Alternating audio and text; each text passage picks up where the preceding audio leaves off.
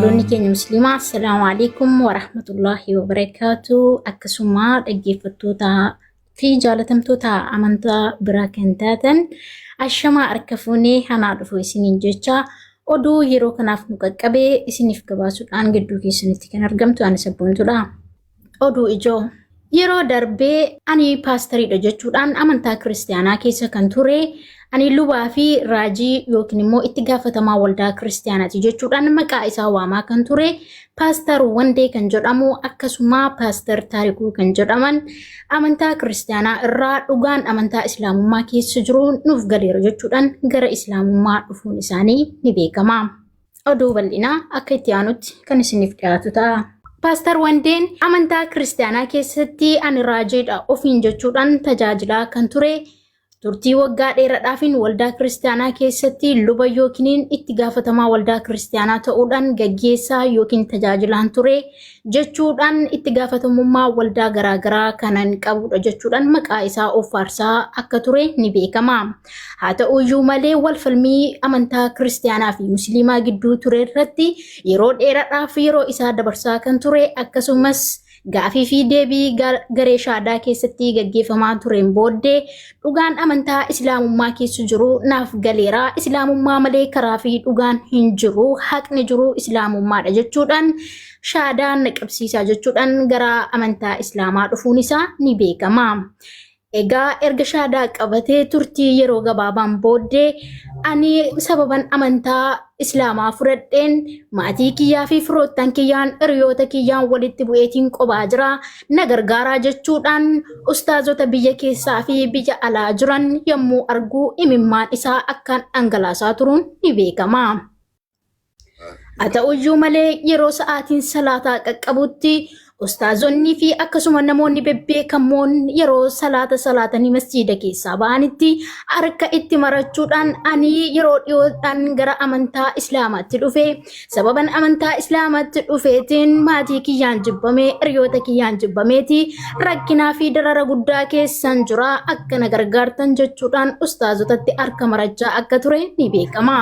Haa ta'uyyuu malee amantaa islaamummaa keessatti qoromsi ni jira obsuun immoo dirqama keeti. Islaamummaan amantaa addunyaa fi akhiraa keessatti milkaa'insa guddaa fi gahee guddaa qabdu waan taateef balaa si mudate hundumaaf obsuun dirqama keedha jechuudhaan ustaazonni fi namoonni amantaa islaamaa hordofan jajjabeessaa turuun ni beekama. Kana duwwaa miti sababa inni boo'icha garaagaraa dhiyeessuu fi yaaddoo fi dararama keessan jira jechuudhaan yeroo baay'ee ustaazotaa fi namoota amantaa islaamaa hordofan hundumaa yaaddessuurraan kan ka'e haalota tokko mijeessuufiidhaan kanneen akka meeshaalee mana keessa jiranii fi mana kiraa fuudhanii fi akkasuma ulaagaalee hojii isa barbaachisu guutuufiin ni beekama. Erga haala mijeeffateen booddee maallaqatu isin irratti naaf ergame jechuudhaan ustaazota tokko maqaa xureessuu eegale. Turtii yeroo gabaabaan booddee namoota amantaa kiristaanaa hordofanii fi faallaa amantoota musliimaa kan ta'an gastii irratti ol golfatee nabiyyi keenya alayhi salaatu salaam arrabsuu fi amantaa islaamaa xiqqeessuu eegaluun isaa ni beekama. Kana duwwaa miti yommuu namoonni gastii isaa irra galanii nabiyyi keenya alayhi salaatu salaam arrabsanii fi amantaa islaamaa yommuu xiqqeessan akkasumas ustaazota keenya yommuu xiqqeessanitti cinaa taa'ee dhaggeeffachaa akkasumas kolfaa taa'ee bashannanaa jiraachuun isaa argamaa ture. Turtii yeroo gabaabduun booddee gara amantaa isaa kiristaanaa yookiis immoo gara amantaa dura keessa tureetti deebi'uudhaaf haalota tokko mijeeffachuu eegale. Meeshaalee mana keessa guutamanii fi hojii isaaf baname hunda isaayyuu karaa ofiisaa fi yookiin immoo haala isaaf mijatutti naanneeffachuudhaaf haala mijeeffachaa yommuu turetti turtii yeroo gabaabduun booddee distii nyaanni itti qophaa'uuf yookiin immoo meeshaalee mana keessa guutamanii fi jiran hunda isaa hatuudhaan meeshaa gurgurachuudhaan distii immoo fudhatee ba'uun isaa dhagahameetii jira. Distiin keenya nuufaa deebi'u jechuudhaan firii distii keenya jechuudhaan arras nuti oliyyannoo galfachaatii jirra. Yoo deemte deemii karaan dudda lukkuu siifaa ta'u jechuudhaan garuu firii distii keenya jechuun hin hafu. Bakka deemtee fi bakka teessi hundatti firii distii keenyaa siin jenna. Dabalataanis kana duwwaa miti. Mana nyaataa akka inni yeroo hunda dhaqee fayyadamuuf manni nyaataa isaaf qophaa'e yookiis immoo bakka inni dhaqee mana nyaataa irraa nyaatuuf haala mijaa'eef keessatti shamarree durbaa umriin ishii xiqqoo ta'ee bilbila irraa fuuchuudhaan si fuudha jedhee janajjanaa jiraachuun mucayyoo daa'ima turte goyyoomsaa turuun isaa ni beekama. Haalota garaagaraa keessatti erga guyyaa gara amantaa islaamummaa dhufeeti. Islaamummaan dhugaa ta'uu fi dhugaa ta'uu dhiisuu ishee adda baafateetii dhufe otoo hin taane faayidaa garaacha isaa fi faayidaa qoonqoo isaa faayidaa foon isaatiif akka dhufe ni beekama. Sababa kanarraan ka'een yeroo gabaabduudhaan booddee islaamummaan amantaa dhugaa miti jechuudhaan gara amantaa isaa duriitti yommuu deebi'u namoota amantaa islaamaa xiqqeessan cinaa taa'ee ani durayyuu ilaaluuf hin deeme maleetii dhugaan islaamummaa keessa jiraaf hin deeme miti akkasuma immoo maallaqaa gara biyya alaatii naaf ergame na saaman jechuudhaan dubbii kijibaa miidiyaa gubbaarra taa'ee bubbisaa jiraachuun isaa dhagahameetii jira. Kun guutumaa guututti dubbii sobaa fi dubbii kijibaa ta'uun isaa ragaa guutuu wajjiniin gadi baasnee mul'isneeti jirra. Firii distii keenya. Dabalataanis namichi maqaan isaa Taarikuu yookiin immoo Raajii Taarikuu jedhamuun beekamu abjuu kootiin otoon amantaa kiristaanaa keessa yookiin immoo kufrii keessa jiru Nabiyyi Muhammad alayhi salaatu salaamitu abjuu kiyyaan natti dhufa jedheetii dubbachaa turuun isaa ni beekama. Kana duwwaa miti. Suraatul mustaqim naan jedha jechuudhaan yeroo baay'ee hirra deddeebi'ee ustaazota cinaa fi mana garaagaraa yommuu seenu gastii garaagaraa irra yommuu seenutti otoo hin sallamiin duraa ani abjuu kootiin Nabiyyi Muhammad alayhi salaatu salaamiin argaa akkasumas immoo sagalee suraatul mustaqim jedhuun dhaga'aatii ture jedhee yommuu itti odeessaa turetti ragaa guutuu ni qabna. Akkasumas islaamummaa malee karaa fi dhugaan jireenyi hin jiru addunyaa sobaa keessattan jireenya koo gubaa ture jedhee ragaa ba'aa kan ture islaamummaa keessatti waa'een islaamummaa dhugaa ta'uu isaa namoota hedduutti lallabaa kan ture yommuu ta'u turtii yeroo gabaabduun booddee garagaree kasaaratti achi deebi'ee ani Nabiyyi Muhammadii arguutii miti antuutayyuu hin argine jedhee yommuu itti kijiba gadi bubbisaa ture argineerra. Yeroo gara islaamummaa dhufettis namni shugguxii mataarra qabee dubbadhu ittiin jedhe hin jiru.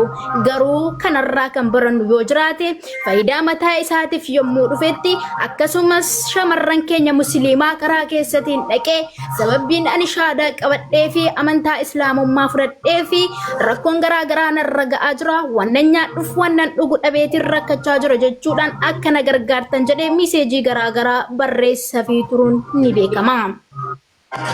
Akkasumas obboloonni musliimaa yookaan shamarran keenya musliimaa lakkii islaamummaa keessatti qorumsi ni jira milkaa'uu barbaadda yoo ta'e immoo obsitee obsaan rakkoo si mudate dabarsuun dirqama keedha yommuu itti jedhamaanii turetti obsuu dadhabuurraan kan ka'e akkasumas immoo amantaa islaamummaa dhugaa ta'uu ishee hubatee dhufe kan ta'e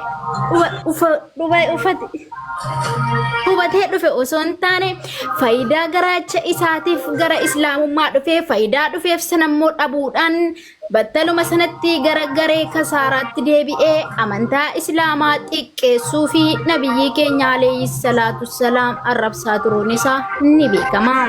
Kanarraa kan barannu yoo jiraate obbolowwan gara amantaa kiristaanarraa gara islaamummaatti dhufan raajiidhaan ofiin jechuudhaan ustaazota cinaatti akkasuma gastii irra seenan hundumatti maqaa isaanii ol kaasuudhaan ani raajiidhaa itti gaafatamaa waldaa kiristaanaan ture garuu turtii yeroo dheeraa fi walfalmii yeroo dheeraa booddee islaamummaan karaa dhugaa fi karaa haqaa akkasuma amantaan dhugaa islaamummaan ala kan biraa kan jirre hubadheetiin dhufe jechuudhaan kijiba bubbisaa turanii wanna dhufaniif sana yommuu dhabanitti battalumaan garagaree kasaaratti deebi'uun isaanii ni dhagahama. Itti dabaluudhaanis amsi nuti isiniif qabnu yoo jiraate namoonni gara fuula duraatti gara garee shahaadaa dhuftanii wal falmii amantaa lammanii gidduutti gaggeessitan akkasumas immoo islaamummaa fudhachuudhaaf qophii raawwachaa kan jirtan yoo jiraattan amantaa islaamummaa keessatti maallaqni akka hin jirre akkasumas somnii fi kijibni akka hin jirre iftoominaa fi dhugaa karaanis tokkicha dhugaanis tokkicha amantiinis tokkicha akka ta'e cimsineetu isin beeksifna. Innis islaamummaa qofa. Islaamummaan addunyaa keessattis ta'ee akhiraatti milkaa'insa guddaa qabdi. Akkasuma immoo namni karaa dhugaa irra deemu ni qorama ni lolama. Akkuma nabiyyiin keenya alayhi salaatu salaam dubbatan addunyaa musliimtotaaf biyya hidhaa yookaan mana hidhaati akkuma jedhan eeyyeen dhugaadha. Nuti addunyaa irratti ni qoramna ni lolamna wal'aansoo fi kufaatiin garaagaraa jiraachuu ni mala isaaf immoo obsa guddaadhaan keessa dabarree milkaa'insa guyyaa akhiraa sanaaf akka qophoofnuuf hundumti keenya akka wal jabeessinuuf dhaamsa kan akka wal biraan geenyu isiniin biraan ga'uu yaalla. Dabalataanis obboloonni gara kiristaanarraa gara islaamummaa dhuftan yeroo dhuftanitti murteeffattanii dhufu yoo deemtan ta'e immoo amantaa kiristaanaatti deebitanii amantaa islaamaa fi nabiyyi keenya akka hin xiqqeessine amaanaa isiniin jennaa. Itti dabalataanis distii atuu fi akkasuma cilfaa meeshaalee mana keessa jiran akkasuma mana cabsitanii hanna raawwachuudhaan akkasumas namoonni shaamarran waldaa keessatti tuttuquu bartan waldaa keessatti dhiittanii dhiichisuu kan bartanii fi akkasuma waldaa keessatti dhungachuu kan bartan dhuftanii amantaa islaamummaa keessatti tasgabbiin taa'uu akkasiin hin dandeenye dursinee isin beeksifneeti jirra. Amantaa islaamummaa keessatti dubartii qaqqabuu fi dubartii dhungachuun akkasumas dubartii ammatanii waldaa keessa taa'uun tasumayyuu hin jiru. Islaamummaan addunyaattis ta'ee akhiraatti milkaa'insa guddaa qabdi. Akkasumas dabalataan isin biraan kan geenyu yoo jiraate amantaa islaamaa keessatti shamarraniif dhiirri wal cinaa ta'anii akkasumas walaammachaa fi wal dhungachaa akka hin jirre isin beeksifna. Irra deebi'aan kabajamtoota dhaggeeffattoota keenya biyya alaa fi biyya keessa kan teessan marti keessanii miidiyaa keenya hordofaa nu caqasaa kan jirtan itti dabalataa wanni isin beeksifnu islaamummaa jechuun dammarra caalu warqii irra caalu yommuu jennu ragaa guutuu wajjiniin isiniif dhiyeessuu ni dandeenya. Islaamummaa keessatti maallaqaan nama bituuf akkasumas kijibaan nama goyyomsuun amantaa keenya keessa akka hin jirre irra deebiidhaan isin beeksifna. Islaamummaa jechuun waan yeroo darbeetii fi akkasuma waan gara dhufuutiif ragaa guutuu fi deebii guutuu kan qabdu yommuu jennu ragaa guutuu wajjin isin beeksifnaa jirra.